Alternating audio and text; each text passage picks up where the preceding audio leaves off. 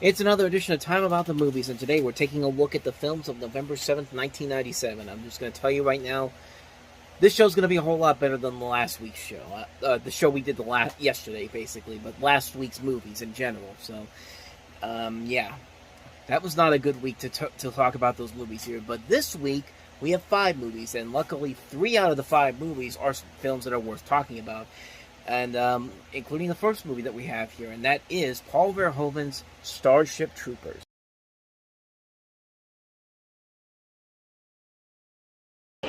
This, of course, comes from Paul Verhoeven, and it was kind of seen as a sort of a return to form after Showgirls, was the last movie he did, was seen as a major misfire, both critically and financially. But that being said, this movie did not get the best reviews coming out of its original release. It was reviewed negatively by critics. A lot of people thought it was promoting fascism, criticizing the violence and the performances of the mainly young cast, and several accusations against Verhoeven and the screenwriter Ed Neumeyer of being Nazi sympathizers. But the film did okay numbers. I mean, it didn't do the worst numbers. It brought in $121 million against its budget of $100 to $110 million.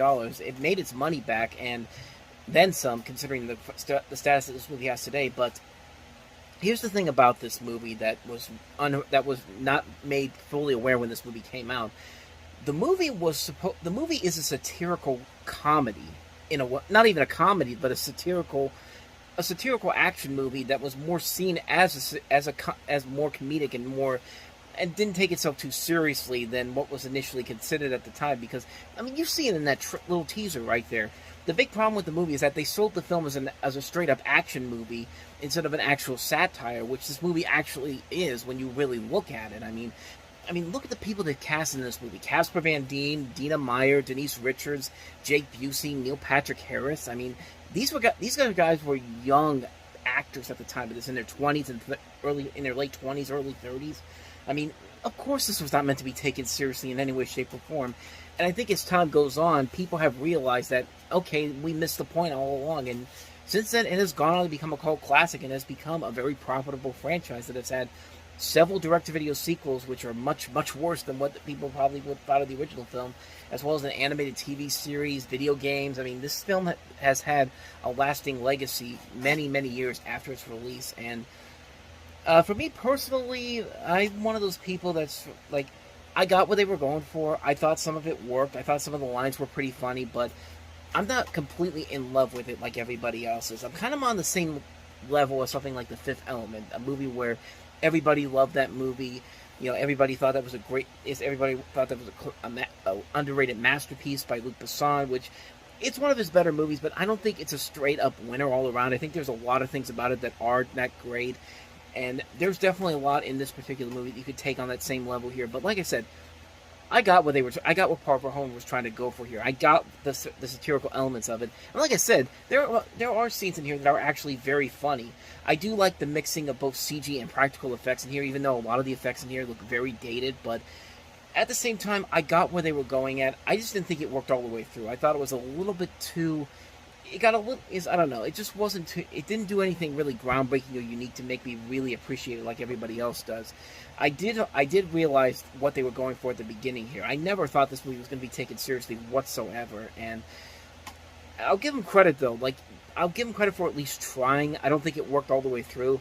That's just my personal take on it, but at least it's a lot better to watch than something like Showgirls, a movie that almost would have killed Paul Verhoeven's career after that, but luckily it didn't, and his career kind of got back on track here after this.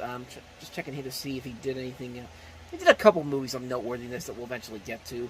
Movies that I think are fun in the way that they're handled, including Hollow Man, which was his next film, but we'll eventually delve into that one once we get to that one. But it was, like I said, it's a nice return to form for him after what happened with Showgirls.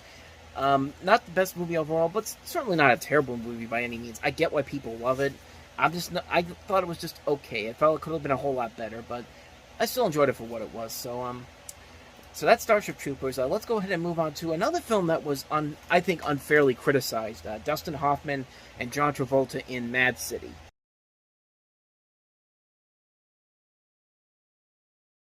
I actually really like this movie. I know a lot of people criticized it when it came out. It was not seen as a big hit critically or financially. In fact, even Dustin Hoffman has gone on to say that this is one of those movies where he regrets working on it. He notoriously called it mad shitty, which in some ways I can probably see where he's coming from. But the film as a whole, like, I don't know, man. I kind of enjoy it for what it was trying to do. I mean, you have John Travolta, who plays this man who loses his job. He's so upset about it that he decides to take a Natural History Museum hostage. He's a disgruntled postman, which was apparently a common thing back in the 90s, because you see movies and TV shows where they talk about disgruntled postal workers. I mean, Naked Gun 33 1/3 starts with a Untouchable sequence that literally has disgruntled postal workers as one of the threats in the beginning of the movie, and it's played for laughs. But here, I think people got the joke about that pretty quickly. But like I said, he plays a disgruntled postal worker who loses his job and takes a museum hostage.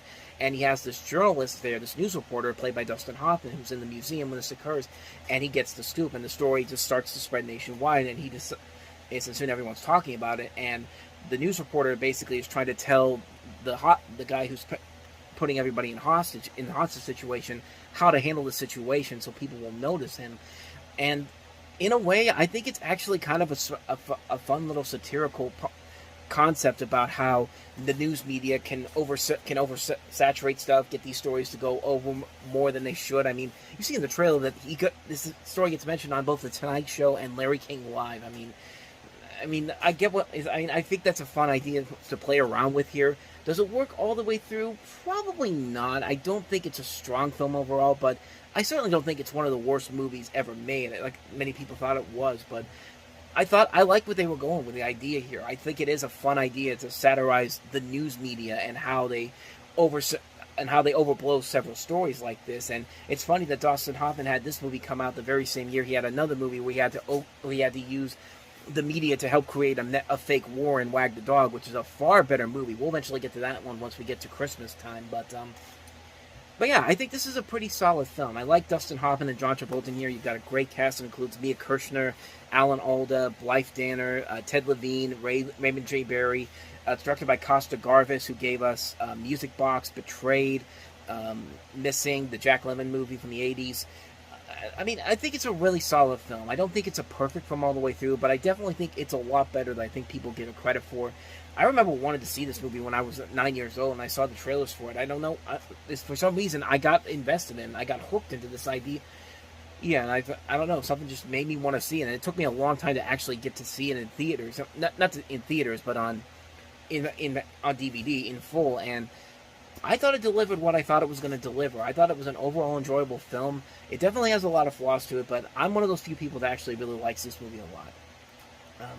I would say I'd recommend checking it out, but I don't know if most people would like it either. But you should give it a try. Give it a try. Go into it knowing that it's not going to be a great film whatsoever, and actually is more of a fun idea of how the news media overblows everything, and it kind of makes for a pretty intriguing film, at least in my personal opinion on it. But the next movie, I think we can all agree, is a very good movie. It's Kasi Lemon's Eve's Bayou.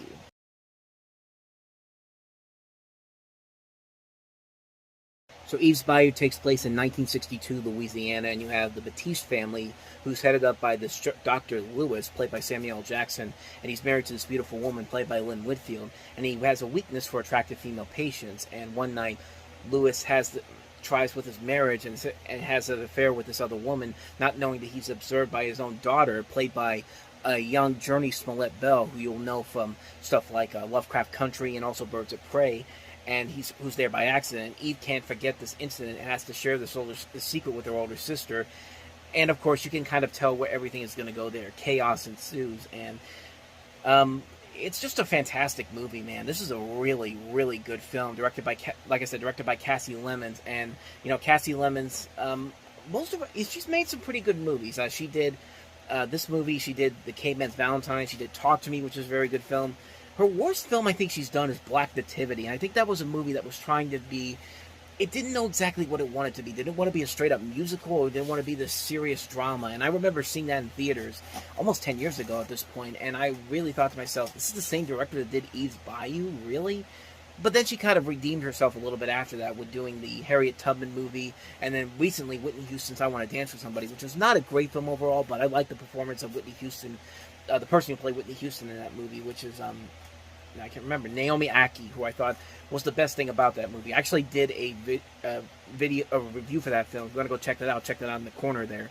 But this movie is fantastic. This is, I think, her best overall film as a director. Not only do you have great performances by Samuel Jackson, Lynn Whitfield, Diane Carroll, Lisa Nicole Carson from Ally McBeal, Megan Good, Vondi Curtis Hall. You have Branford Marsalis in here. But Jurnee Smollett in this movie, you could tell how great of an actor she was going to be just from this small performance in this movie. I mean, she was really incredible in this movie, and she's shown over the years how great of an actor she really is, starring in, Lovecraft Country, Birds of Prey. She was also in Friday Night Lights, the TV series, as well as True Blood, which is a show I'm not the biggest fan of, but I mean, she's really a really great actress. I really liked her, and I really liked her performances over the years. And this performance that she gives, her very first performance, is just top notch. I mean, this is a really good movie with a story that's kind of been done to death several times already, but they find a unique edge to it to give it its own. To give it an identity, to make it stand up on its own, to make it something like you have to see this movie and you'll see something very different and very unique about it. Every performance in this movie is well done. It's a terrific film, an amazing achievement by this director and this cast as well. I think it's a fantastic movie. I think it's a really great film, and I was so happy I was able to pick this up on Criterion recently. We got the Barnes & Noble's 50% off. Criterion still going on as of the time of recording this, so if you really want to see this movie and you want to get a good deal on it, head to Barnes & Noble and get this movie because it's definitely worth a watch. I'd highly recommend this movie. This is one of my favorite movies from '97. It's been a long time since it took me a long time to see this movie but I'm so glad I did. This is one of the best movies of '97. Like, it definitely be. I don't think it's in my top 10, but it'd be probably 11 or 12. It's that close to being one of the best films of the year, and I recommend it. Check this movie out. You will not be disappointed by this film. So with that said, on to the next movie, and that is Helena Bonham Carter in the Wings of the...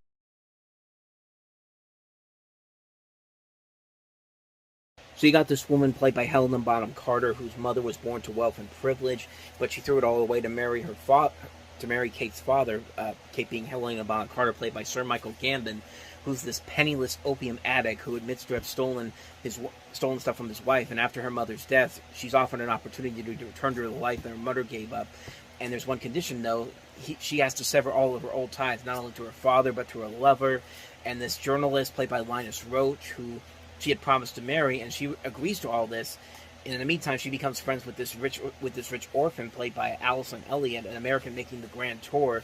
And desperate to see Kate, Merton crashes a party that she and Millie are attending, and Millie is attracted to him. When Kate learns that Millie is dying, she comes up with this plan to have her cake and eat it too, but all does not go as planned.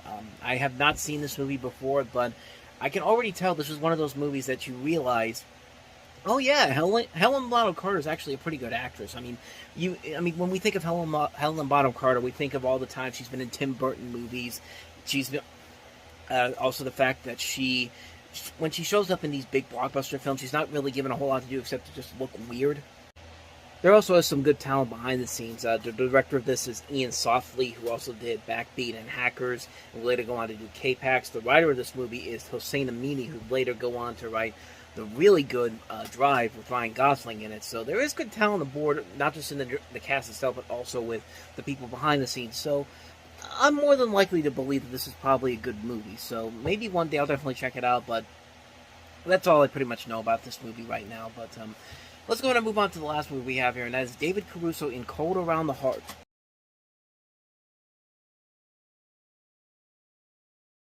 A movie that you probably never even heard of, but it has notable names on it.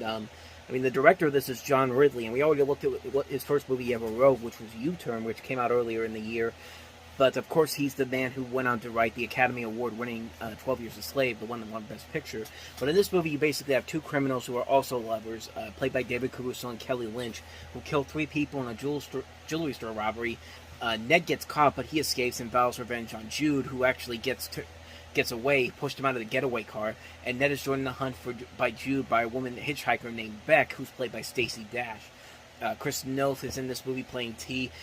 And the funniest thing about this I just saw right here is that Kelly Lynch's character is not just named Jude; it's named Jude Law. Like, of course, Jude Law has had a couple movies is in this year, so it's kind of amusing that his name is actually involved in this. And that's probably the only notable thing about this particular movie, because the film itself is nothing all that memorable. In fact, when you look at it, you almost swear this was a direct-to-video movie, but it apparently went to theaters, and the one weekend I see here, it only made $552 in just one theater, which is nowhere near as bad as the $300 that Trojan War made earlier in the year, and nowhere near as bad as the $30 that Zizek's Road would make 9 years later. But this thing actually did make money, as I see here, $5,171. So I don't know where that other money came from. Maybe it did extend to other theaters after this, but other than that, though, I know nothing about this movie. I don't know if it's more than likely not any good, and it's mostly because I've never even heard of it, and there's no real reason to believe, just even on that plot alone, that this could be anything that interesting whatsoever. It's only an hour and a half movie, so I really doubt they could get a whole lot in this movie going on. But it's got some prominent names in there, so maybe it's something interesting, but I've never heard anybody really ever talk about it, so I'm just going to assume that it's probably not that great of a film to begin with. So anyway, that's another David Caruso flop in the late 90s. That is Cold Around the Heart. Alrighty, so like I said, a much better show than we had the last time. But this concludes another edition of Time About the Movies. When we meet next time, we'll have 6 movies to look at, including the remake of The Jackal with Richard Gere, Bruce Willis, and Sidney Poitier. We have Bill Murray in The Man Who Knew Too Little.